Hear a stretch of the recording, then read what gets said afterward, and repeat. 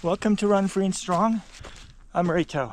We're out for our Sunday long run on the Appalachian Trail near Kent, Connecticut, and we are into our first climb. In today's video, I'd like to update our race plans for the remainder of 2025. Everything from attempting a sub 6 minute mile on the track to running a 50K on the road to longer ultras up to 100 miles, both in the Swiss Alps on technical trails and in Virginia on groomed trails. In addition to updating the race plans, I'll share a little bit the strategy, approach, and plans for training for such diverse races. Let's go, guys. My overarching goal for 2025 is to run faster and farther than before and challenge myself that I can improve and become a better runner. My 2025 calendar includes races on the trail, road, and track, ranging in distance from 1 mile to 100 miles. I'm excited to push myself and explore what I can do. Last month, I competed at the iconic Nike Track and Field Center at the Armory in New York City and raced an open indoor mile in 6:43.93. The link to the race video is on top and in the description. My goal is to break 6 minutes in the mile this year. But first, I'll move up to the 50K ultra distance with the Jack Bristol Lake Waramaug 50K on April 27th. I completed the same race in 2021 in 5 hours and 9 minutes, but fell apart the final 5 miles or 8 kilometers with the undulating asphalt road course wreaking havoc with my body. We'll try again and see if we can run a sub 4 hours and 45 minutes.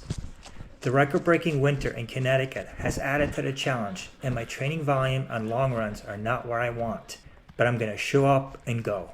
We have a short 5-day turnaround to race an open outdoor mile at the world-class Icahn Stadium on the Randall's Island in New York on May 2nd.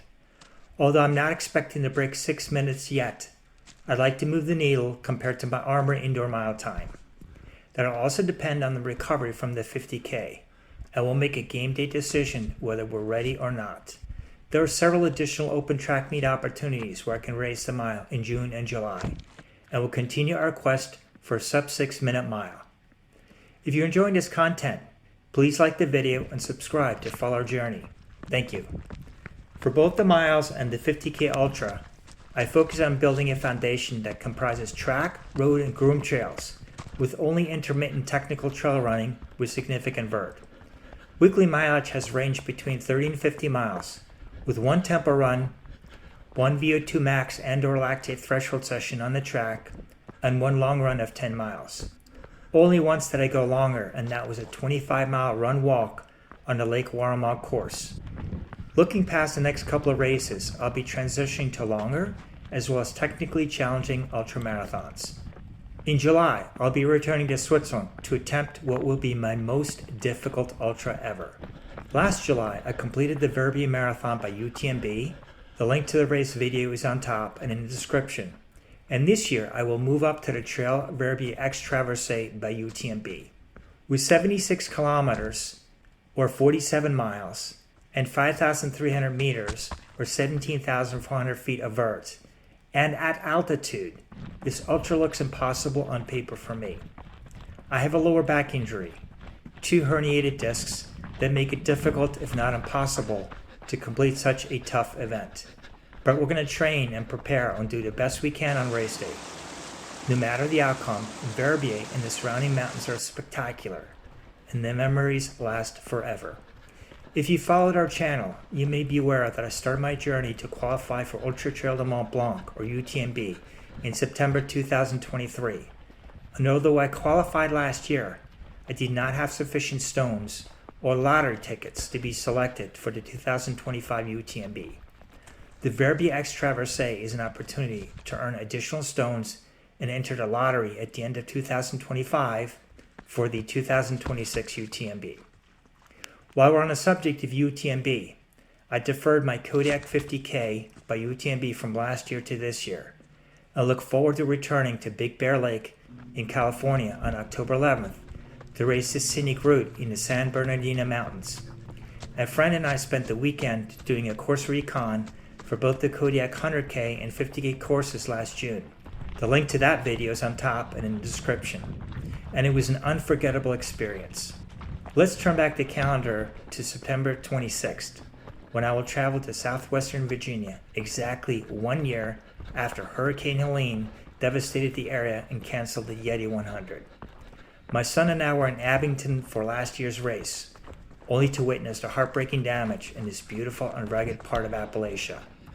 This will be my third Yeti 100 miler, and I'm excited to see the Yeti family and celebrate the 10th anniversary of the OG Yeti. For the final race of the year, I will race my second 7 Trails 100 mile ultra in Damascus, Virginia, on a section of the Yeti 100 course. The Yeti Trail Runners organize the 7 Trails Ultra Festival, which is a weekend of racing from 25K up to 100 miles and celebrating with friends, good food and beer, or local bands. The Ultra Festival is designed as a no DNF event, meaning we can set the bar high and drop down in distance during the race if things don't work out the way we planned. To summarize, I'm focused on flat and fast with a few mile track races on the road 50K before transition to 2 mountain ultras and 2 relatively flat 100 milers. And who knows, maybe we'll race a 5K or something else in between. To successfully transition for the second half of the year, I will pivot my training approach and plan to incorporate more technical trail runs and back-to-back long runs on the weekend.